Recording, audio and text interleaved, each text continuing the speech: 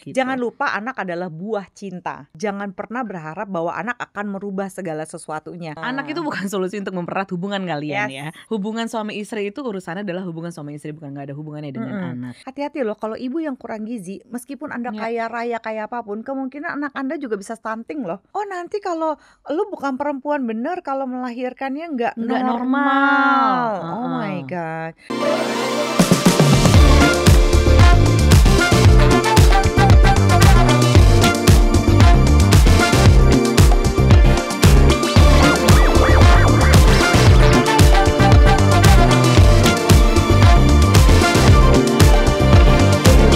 Dizzy Spot.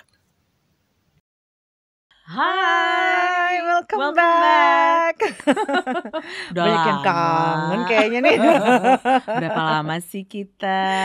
Iya, lama banget sampai Ah-ah. bikin kangen. Nah, di episode kali ini ya, dalam rangka welcome back, kita akan membahas isu-isu sehubungan dengan dinamika relationship pada saat sedang hamil. Belum pernah dibahas kan tuh. Banyak ya.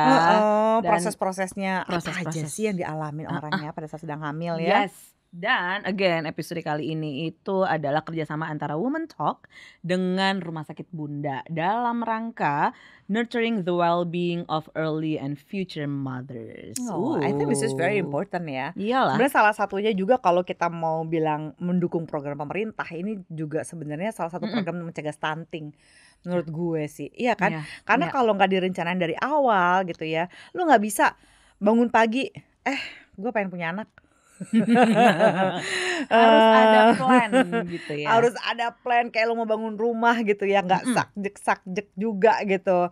Nah ini dinamika relationship pada saat kehamilan ini cukup pelik dan banyak orang yang enggan berbicara mengenai itu. Banyak gitu ya. banget. Dan selalu kalau udah berhubungan dengan hubungan intim, Nah, hubungan any kind of seksual, relationship, hubungan Yes. seksual gitu ya. itu tuh kan terdengar tabu ya. Cuman kita aja yang ngomong.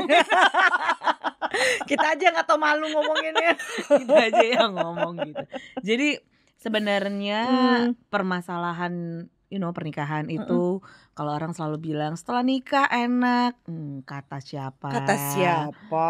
Ada enaknya, ada nggak enaknya juga. Ini sebenarnya kita membantu ngebahas dinamika Ya. ini supaya membuat bukannya jadi nggak berantem. Kan sudah pasti yang sudah follow Z-Spot sejak lama udah tahu bahwa semua hubungan ada dramanya masing-masing.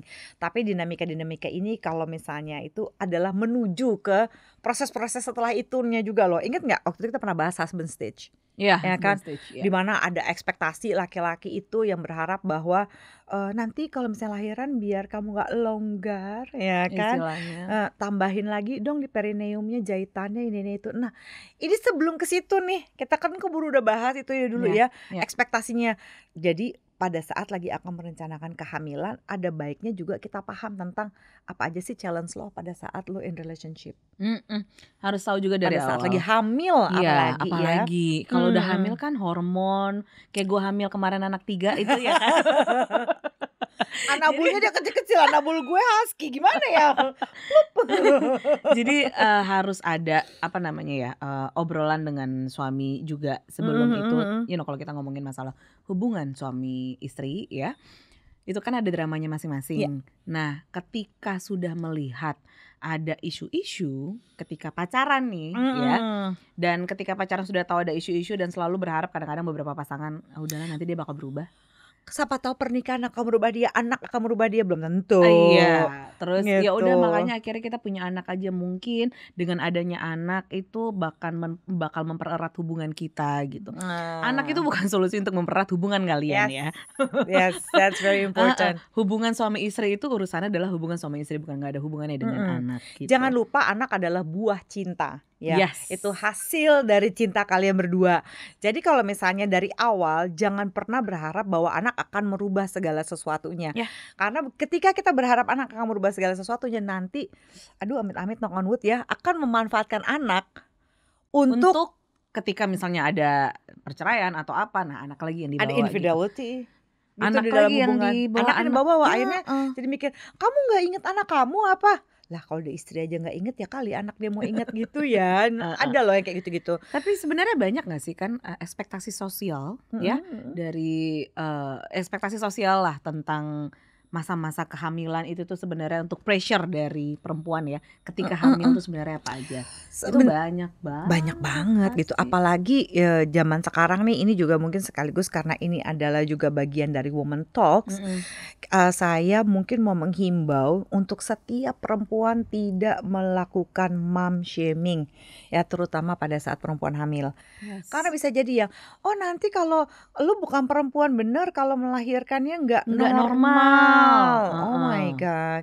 Kalau misalnya nggak pakai cara ini, kalau nggak ininya guritanya begini, kalau nggak begitu, oh my god gitu. Tapi Please don't. masalah melahirkan normal dan sesar gitu ya, itu kan sebenarnya kayaknya dari orang tua kita dulu nih, yang dimana mereka selalu berpikir pokoknya, even nyokap gue pun juga dulu pun juga berpikirnya adalah kayak begitu. Nyokap gue juga kalau misalnya hamil itu usahakan melahirkannya itu normal, biar merasakan sakitnya untuk jadi ibu itu seperti apa gitu. Itu padahal sebenarnya mah sama aja, 9 bulan kita juga udah ada pressure dari family, belum hormonnya kita, belum dari suami gitu ya. Nah kalau dari suami kadang-kadang pressure-nya adalah ada beberapa isu yang kita juga sempat bahas sedikit waktu itu di Husband Stitch, bahwa ada banyak yang ngerasa saya justru nggak mau kalau istri saya melahirkan normal, bukan masalah rasa sakitnya, takut vaginanya longgar jadi nggak enak hubungan seksnya. Waduh males banget tuh. Terus laki-laki juga lupa. Don't think like that. Jadi sebenarnya sesar itu adalah bener-bener kalau alternatif lain itu nggak bisa gitu ya. Jadi jangan dijadikan, dan itu bukan solusi sebenarnya untuk masalah kalau misalnya tighten atau enggak gitu ya kelaminnya. Nanti bisa dicek ya, bisa dicek ke dokter obgyn gitu tentu saja. Dokter obgyn andalan Anda gitu, bahwa beneran deh itu bukan jawabannya. Nggak main langsung sesar aja juga gitu. Terus juga perempuan banyak insecure-nya. Iya, nah itu gue juga ada beberapa inilah temen ngobrol yang ketika mereka hamil gitu. Gue lupa deh apa kalau misalnya anak cowok kalau nggak salah ketika hamil itu pasti nanti leher jadi bulukan yang hitam-hitam gitu loh. Kalau misalnya keteknya pun juga jadi hitam-hitam, jadi kayak di lipatan-lipatan itu akan jadi hitam dan mereka jadi insecure gitu. Ada, gue lupa kalau misalnya ceweknya anaknya perempuan kelihatannya jadi lebih cantik, suka dandan gitu katanya, but I don't know juga gitu ya. Cuman mitos-mitos itu tuh memang ada ketika anak laki-laki dia malas dandan, terus atau kalau nggak jadi ada hormon mungkin ya yang memang di badannya entah tiba-tiba mungkin jerawatan gitu ya, atau mungkin tiba-tiba bengkak badannya pun juga namanya juga lagi hamil gitu. Nah gue juga pernah waktu itu temen cerita ketika dia hamil dia nahan makan karena dari suaminya sendiri bilang gue nggak mau lo kalau misalnya nanti hamil nambahnya sampai 20 kilo 30 kilo gitu ya. Lah yang mau bikin anak siapa ya? Dan gitu. jangan yang mau lupa punya ya, anak siapa ini gitu. Nanti bisa dikonfirmasi ke obgyn masing-masing. Itu normal, naikkan berat badan itu minimal 20 kilo loh. Itu normal. Jangan lupa itu kan ada air ketubannya, ada babynya, ada ini itunya. Jadi 20 kilo itu bener-bener standar kalau nggak sampai segitu. Nih hati-hati ya para pak suami, terutama please dia mungkin yang istri-istri yang lagi hamil boleh nih ajak suaminya untuk mendengarkan Z-Spot di Women Talk kayak kali ini. Kenapa? Karena gini, kalau misalnya kayak yang Zola cerita tadi gitu ya, ada suami yang minta, wah lu mesti kurus mesti gini. Hati-hati loh kalau ibu yang kurang gizi, meskipun Anda kaya raya kayak apapun, kemungkinan anak Anda juga bisa stunting loh. Bisa bener-bener kekurangan berat badan, dan itu enggak banget. Gitu ya kan, nanti aduh kok nanti digedeinnya di luar aja, bukan masalah begitu.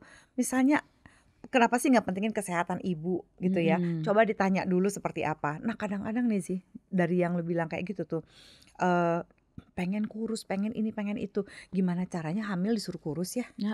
Terus belum lagi bukan yang nggak jaga makan, tapi juga bukan berarti ya karena aku lagi lagi hamil itu aku makan buat berdua. Itu juga enggak sih, sebenarnya apa aja yang kamu makan itu tetap akan terbagi gitu. Bukan berarti kamu makannya jadi mesti double, jadi mesti gimana-mana. Enggak juga, tetap bisa makan makanan sehat gitu. Iya. Terus apalagi kalau Yang So suaminya itu jadinya lebih ke adanya infidelity, oke? Itu kan banyak banget tuh terjadi Dipakai apalagi kalau alasan, misalnya "Habis kalau lagi hamil istri saya gendut, lagi satu hamil susah susah seks." seks mungkin, nggak He bisa berhubungan seksual gitu Emang karena atau mungkin gayanya nggak bisa nggak bangun. tega Nggak juga tega, karena mungkin, betul. badan, istrinya udah hamilnya udah 9 bulan, 8 bulan, 9 bulan misalnya gitu ya. Jadi mungkin ada berasa kayak nggak tega atau apa, tapi itu juga bukan dijadikan suatu alasan untuk True. para suami, untuk dijadikan suatu alasan untuk terjadinya suatu perselingkuhan. Iya, Di I mana agree. inget ya, kan kalian mau punya anak gitu ya. Emotional support itu tuh penting banget untuk para istri. Mereka tuh udah menanggung kayak 9 bulan, belum hormonnya, Yes. semuanya segala macam. Dan mungkin pun juga ada yang memang efeknya ke suaminya juga gitu loh. Jadi uring-uringannya pun juga ada kadang ke suaminya. Gue Iya juga pernah iya dengar iya. cerita tuh dari temen gitu. Nah, kadang memang banyak jadinya juga, gue juga ada share temen gue juga satu ketika dia hamil, dia awalnya nggak mau punya anak. Maksudnya, entar dulu deh gitu, tapi tiba-tiba akhirnya suaminya, "Gue maunya sekarang." Suaminya lah yang minta, akhirnya tiba-tiba hamil. Ketika hamil dia sering ditinggal karena bisnis trip dan segala macam. Dia ambil depres karena nggak dapat emotional support dari suaminya gitu. Akhirnya Betul. nelfonin gue sampai berjam-jam untuk ngobrol segala macam gitu. Karena satu, dia nggak ready. Iya. Yang kedua pun juga as a emotional pun juga nggak disupport juga gitu Iya. ya, karena lakinya juga pergi-pergi juga gitu. Nah, Wow. pentingnya paling pentingnya itu adalah ketika dikomunikasikan dengan pasangannya, terutama untuk istrinya, ditanya, "What do you need from me sih saat ini?" Gitu kan, "Kamu lagi hamil nih, kamu lagi butuhnya apa dari aku?" Gitu loh. Ditanya aja karena pasti emotional roller coaster emosi hormon ketika hamil kan pasti ups and down kan gitu loh. Belum yang tiba-tiba nangis, belum segala macam, efeknya kan ke bayi juga gitu. Iya. Apalagi ketika mereka dengar kalau ketahuan suami selingkuh, Iya. itu kebayang nggak depresnya, dan anaknya pun juga pasti kan kebawa dong Iya. jadi Kebawa. berasa pasti kebawa gitu. Nggak mungkin lah nggak ada impact emotionally juga ya kepada anaknya. Iya. Jadi kalau usul saya sih sebenarnya gini ya, ketika kamu akan menikah, pertama-tama ya, ini baru ngerencanain pernikahan aja, mesti diomongin mau punya anak apa enggak, kalau iya mau punya anak kapan. Please ambil waktu juga untuk menjadi suami istri dulu deh perannya, jangan Iya. nambah peran dulu. Ya, kalau misalnya sebagai suami istri sendiri pun juga masih belum kokoh fondasinya, Ekspektasinya belum gitu ya. dibahas, belum ini, aduh Basic susah. foundation in relationship aja sendiri pun juga belum terfulfill dan nggak tahu caranya, True.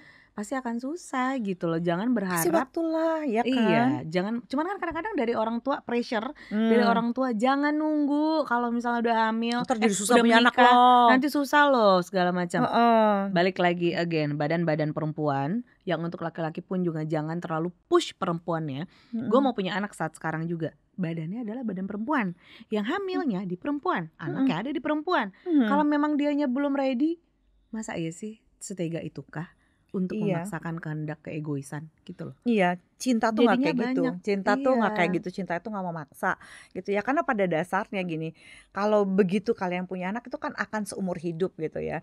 Dan sebenarnya kayak apa ya? Gue inget deh masa-masa waktu itu hamil 4 bulan. Oh my God, itu bener-bener bulan pertama kedua nggak sadar, biasa aja, malah sempet latihan golf lagi gue. Gue begitu masuk bulan keempat, wah, heaven and earth itu bolak-balik sih. Oke. Muntahnya, pusingnya kayak, ini apa sih? Gue kenapa sih? Nggak ngeh lagi sampai mama bilang, kayaknya kamu cek deh, jangan-jangan kamu hamil. Itu cek hamil dong. Oke. Terus udah gitu pas pertama kali hamilnya ectopic pregnancy pula, hamil di luar kandungan.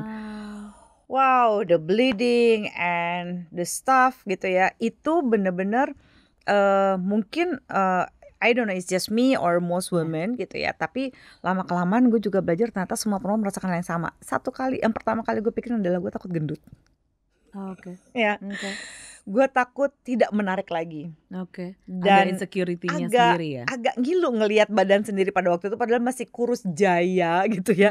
Yang sebenarnya dibandingkan sekarang malah lebih kurus gue waktu hamil dulu gitu kan. Tapi It's tough ya, perempuan itu kan suka sekali membandingkan dan melihat kekurangannya.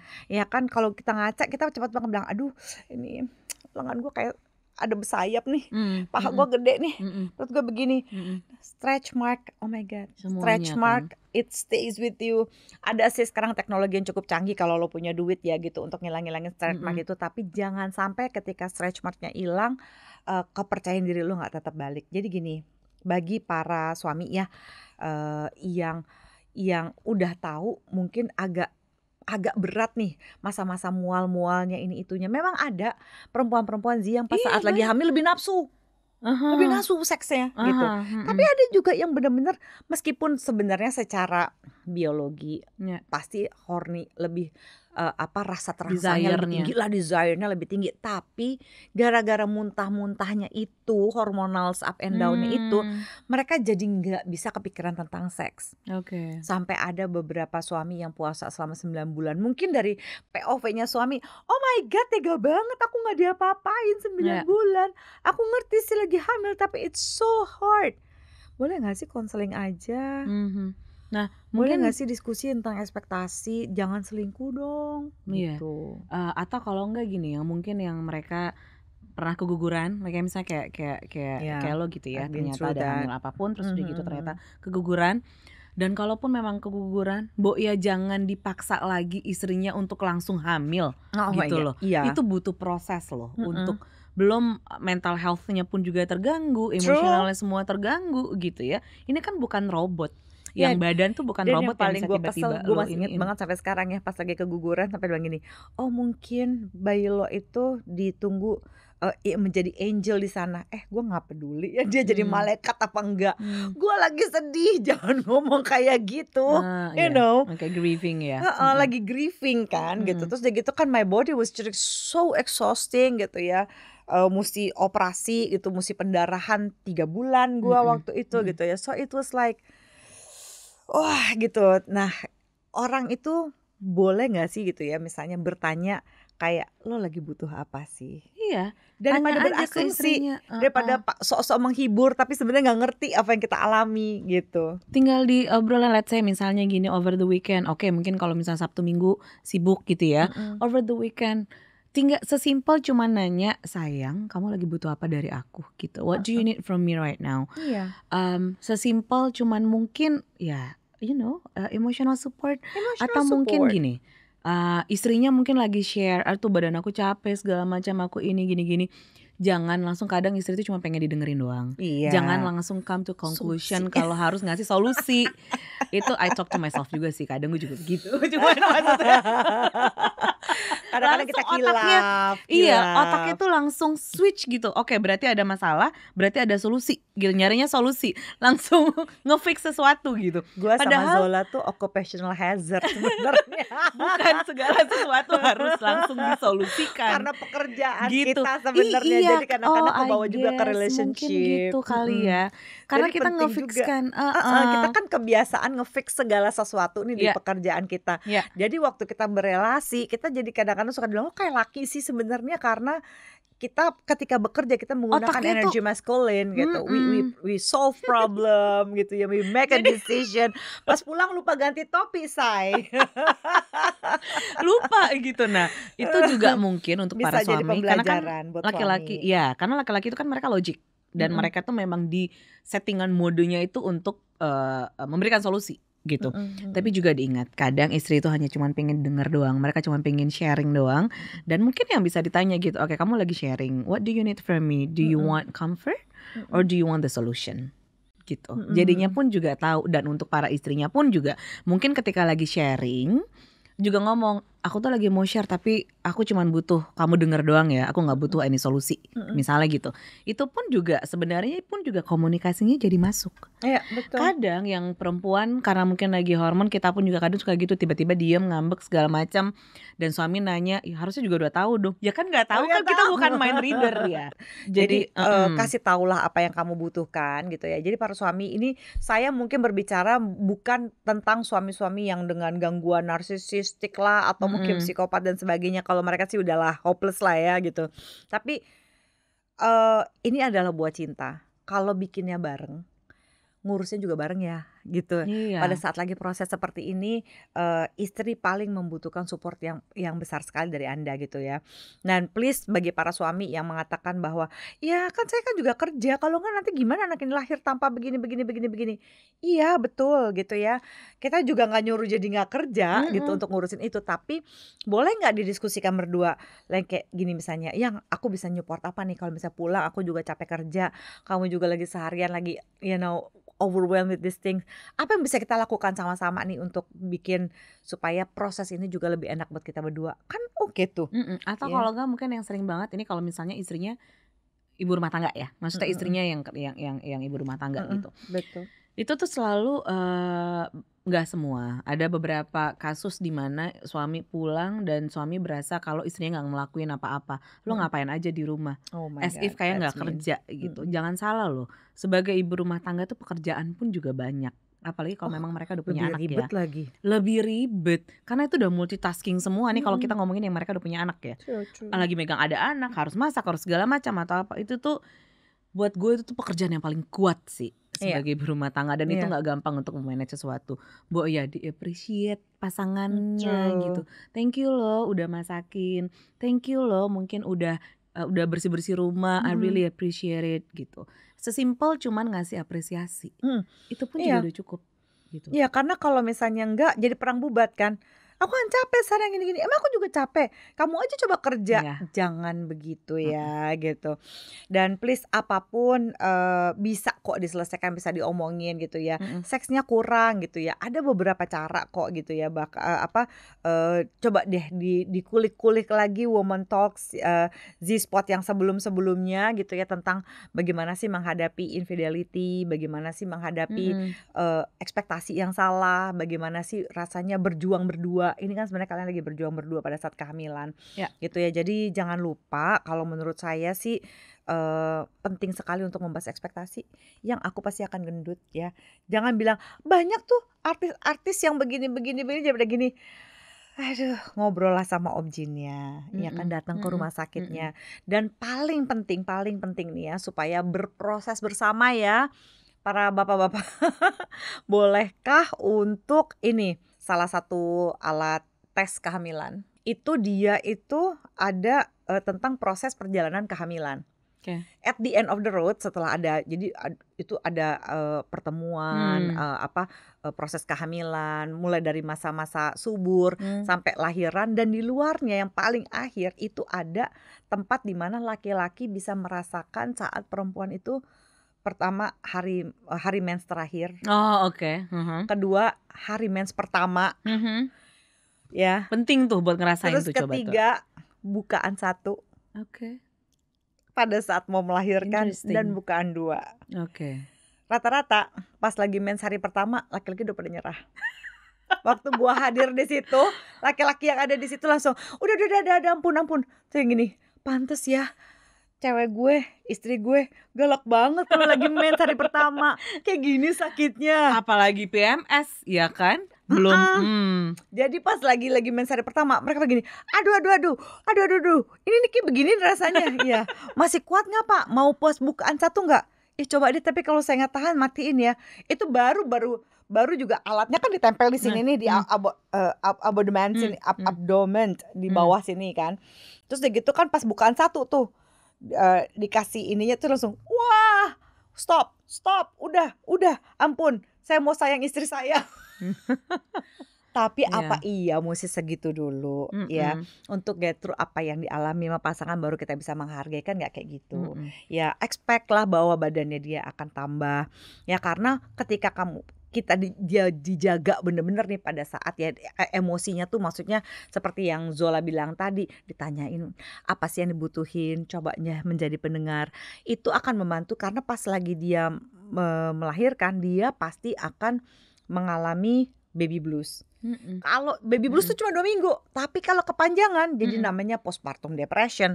Ingat nggak mhm, baru-baru mhm. ini ada ibu yang Iya, mau buang mau bunuh anaknya, diri, aduh mau itu bunuh kasihan diri. banget. di Di tempat rel kereta, kereta api, iya gitu. ya ampun. Itu karena apa? Itu postpartum depression, bayinya udah gede, itu pasti udah lewat dari 2 minggu Iya, kan gitu. iya. Nah, jadi orang suka bilang gini, "Ya udahlah kan saya udah ada asisten rumah tangga, ada babysitter, ibunya juga ada, semuanya saya siapin." Iya kan, tapi perubahan hormon yang ada di tubuhnya tuh kan berbeda Beda-beda, heeh. gitu. Jadi Pasti tidak bisa inilah. ya. Memang Dan mungkin akan lack of sex heeh. gitu ya, Dan tapi iya, diskusikan, jangan juga cepet-cepet banget lah ngambil keputusan untuk selingkuh. dan ingat juga kalau you are a team. Yes, As a it's couples, true. we are a team It's gitu. true. Jadi ketika ada konflik itu pasti kan banyak ya konflik-konflik dalam kehamilan lah, terutama juga hormon mungkin gitu ya. Ketika ada konflik itu dalam rumah tangga, mau dalam relationship pun, yang harus diingat adalah it's us against the problem. Yes, It's I agree. Yes, it's a we against the problem, us against the problem.